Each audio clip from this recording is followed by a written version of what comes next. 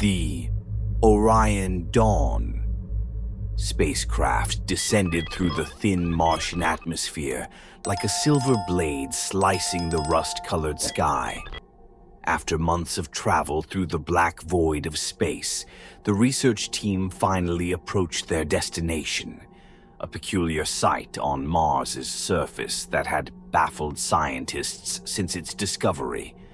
The landing thrusters roared to life, stirring up a swirling storm of red dust that obscured the view of the surrounding terrain. Inside the cabin, Dr. Elias Grayson braced himself against his seat, his gloved fingers tapping nervously on the armrest. He'd spent decades piecing together fragments of Earth's lost civilizations, but nothing had prepared him for the weight of stepping foot on another world to unravel its secrets. As the craft settled with a metallic groan, Elias glanced over his team. Nadia Sorensen, the team's geologist, was already strapping on her helmet, her sharp green eyes scanning the readouts on the console. Beside her, Jonas Malik, the biologist, adjusted his equipment with a nervous energy, muttering to himself about sterilization protocols. Rounding out the crew was Commander Harlow, the mission's leader, who oversaw the final checklist with the unflappable calm of a seasoned astronaut. "This is it, people," Commander Harlow said, her voice crackling through the comms. "Let's make history." The hatch opened with a hiss, releasing a blast of pressurized air. Elias was the first to step onto the surface, his boots crunching against the reddish soil. The gravity, lighter than Earth's, gave every movement an almost dreamlike quality. He took a deep breath, the recycled air in his suit tasting metallic, and gazed toward the horizon. There it was, the formation. The structures loomed in the distance, a ring of dark, weathered stones rising incongruously from the barren Martian landscape. They stood about half the height of Earth's Stonehenge, but bore an eerie resemblance to their terrestrial counterpart.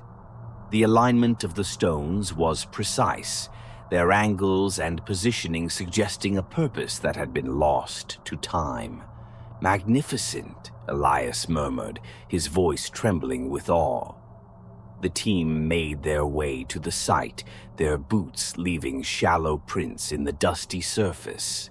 Up close, the stones were even more alien.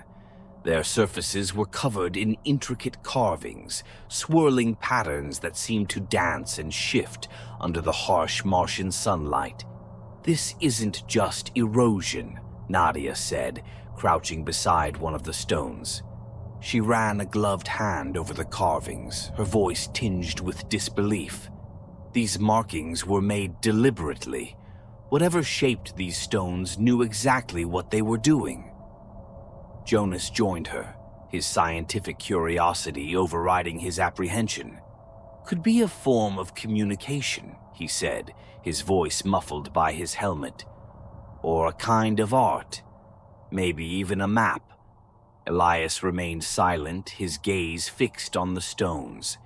There was something disturbingly familiar about the patterns, as if he'd seen them before in another life. He shook off the feeling and focused on the task at hand. The team spent the next several hours setting up their equipment, scanning the stones with ground-penetrating radar, and collecting samples of the surrounding soil. As they worked, a strange tension seemed to settle over the group. The atmosphere was too still, the silence oppressive. Even the faint hum of their equipment felt muted, swallowed by the vast emptiness of the Martian desert. By the time they established their base camp, the Martian sun was sinking toward the horizon, casting long shadows across the site. Elias stood at the edge of the ring, studying the way the light played off the stones. The shadows stretched unnaturally, twisting and curling in ways that defied logic. "I don't like this," Nadia said, joining him. Her voice was low, almost a whisper. "There's something off about this place." "It's just your imagination," Elias said, though he wasn't entirely sure he believed it. "We're on an alien planet, staring at an ancient structure that defies explanation.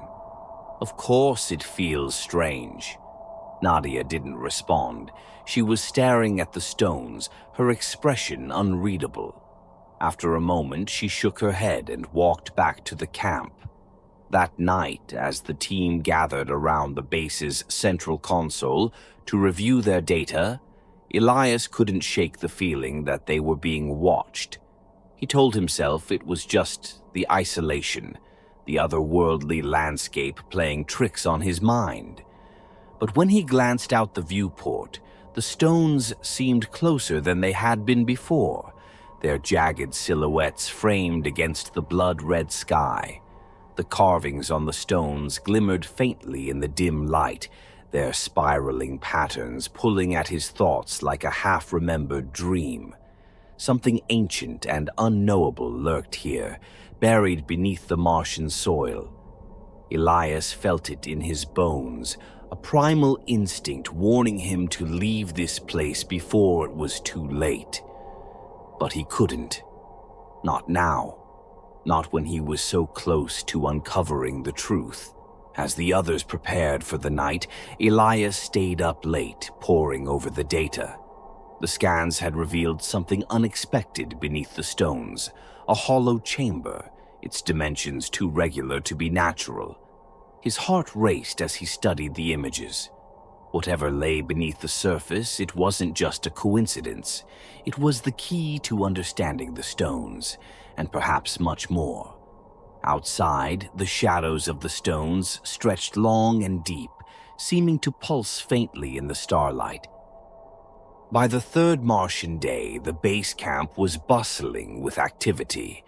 Elias sat cross-legged by the central console, examining scans of the subterranean chamber revealed beneath the stones. It was impossible to ignore the precision of the structure, its layout a perfect geometric symmetry, as though it had been designed with the kind of advanced tools Earth had only recently begun to grasp. 1,000 questions buzzed in his mind, each more tantalizing than the last. Who had built this? When? And why? Jonas's voice broke through the comms, sharp with urgency. "Dr. Grayson, you need to see this." Elias grabbed his tools and hurried to the excavation site, where Jonas and Nadia were huddled at the base of one of the largest stones.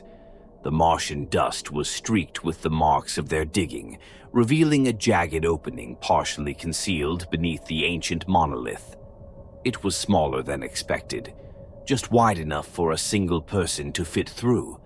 But what lay within caught Elias's attention immediately. A mechanism jutted from the rock, unlike anything they had seen before. A lattice of interlocking gears and tubes, the device pulsed faintly as though alive. Its crystalline components caught the dim sunlight, refracting it into a faintly shimmering glow. The mechanism didn't appear to be made of metal or stone, but of some unidentifiable substance that felt both organic and artificial. "What the hell is it?" Nadia asked, her voice tinged with awe and unease. Elias knelt, tracing a gloved hand over the device. The material was cool to the touch, yet it vibrated faintly, sending a strange sensation up his arm. "It's a lock," he murmured. "A very old one."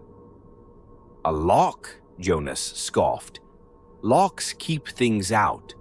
Or in. Are we sure we want to open it?" Elias didn't answer. His mind raced with the implications. If this was a lock, then whoever, or whatever, had built it intended to keep something sealed away. But curiosity gnawed at him. They had traveled across the vastness of space for answers, and here, beneath their feet, was one of the most significant archaeological finds in human history. "We didn't come all this way to turn back now," Elias said, his voice firm. He called Commander Harlow, who arrived moments later. After some deliberation, she reluctantly approved their attempt to activate the mechanism. The team set up additional lighting and equipment to monitor the mechanism as they worked. It was Jonas who made the first breakthrough, finding that certain crystalline components responded to touch. The mechanism emitted a low hum, its gears and tubes shifting with a sound that reminded Elias of grinding bones. He winced as the vibrations grew stronger. "This thing is alive," Jonas said, his voice tight. "Or it's close enough to it." Nadia adjusted the equipment. "Alive or not, it's moving. It's responding to us." Elias watched, entranced, as the device continued its slow transformation.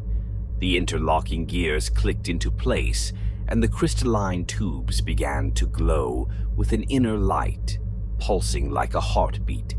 It was as though the mechanism had been waiting for their arrival, for someone to trigger it after untold centuries. With a final grinding sound, the device snapped into alignment. The ground trembled beneath them, a deep vibration that traveled through the stone and into their bones.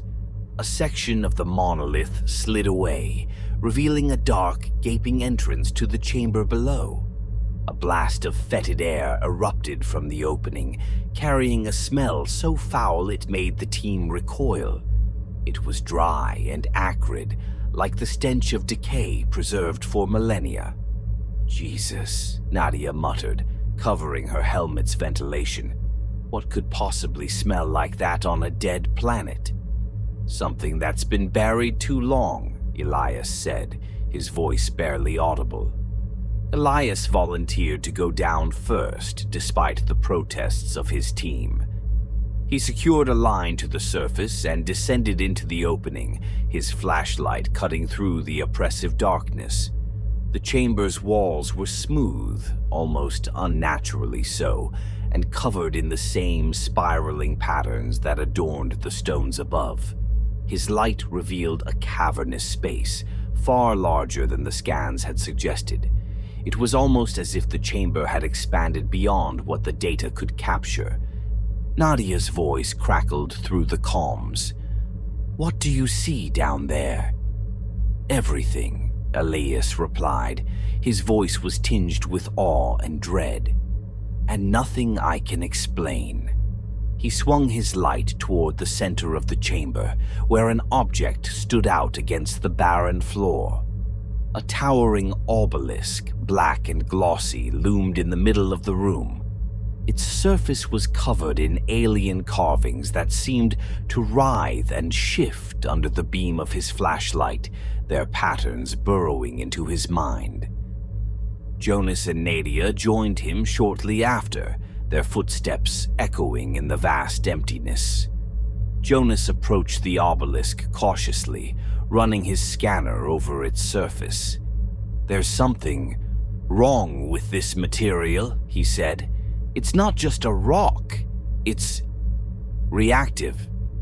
Elias stepped closer, compelled by an invisible force. The carving seemed almost familiar, pulling at the edges of his memory. He reached out, his gloved hand brushing against the obelisk's surface. The reaction was instantaneous. The chamber lit up with an eerie, pulsating light, the walls seeming to breathe as the spiraling carvings expanded and contracted. A low, rhythmic clicking sound echoed through the chamber, coming from deep within the walls. "What's happening?" Nadia yelled, her voice panicked. The clicking grew louder, accompanied by a wet, slithering sound that seemed to come from everywhere at once. The chamber felt alive, the air thick and oppressive, vibrating with an almost predatory energy. "Back to the surface," Elias shouted. "Now!" As they scrambled for the exit, The last thing Elias saw before climbing out was the obelisk. The carvings were no longer just lines. They had become shapes, and those shapes were moving. Something within the obelisk had stirred. When the team emerged into the weak Martian sunlight, they were shaken and silent. The mechanism had gone dormant, but the entrance to the chamber remained open, a gaping wound in the Martian soil. Elias stared down into the darkness, his thoughts racing. "What the hell did we just unlock?" Jonas asked, his voice trembling. Elias didn't answer. He didn't need to. Deep down, he knew they had crossed a line, not just into a forgotten part of Mars' history, but into something older and far more dangerous. The carvings on the stones above them seemed to shimmer faintly, as if watching, waiting. Continuation of the story, coming soon.